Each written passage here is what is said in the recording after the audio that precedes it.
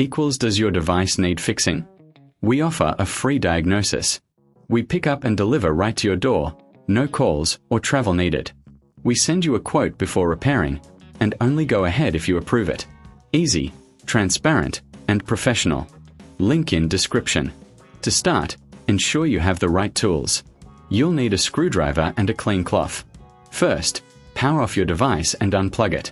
This is crucial for safety. Next, locate the disk tray. Open it gently. If there's any dust, use the cloth to clean the area.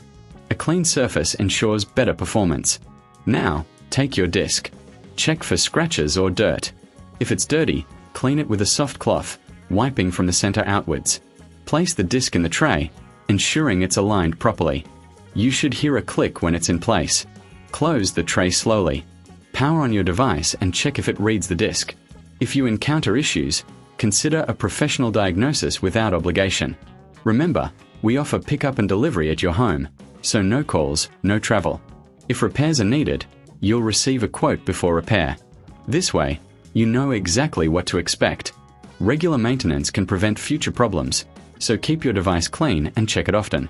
Does your device need fixing? We offer a free diagnosis.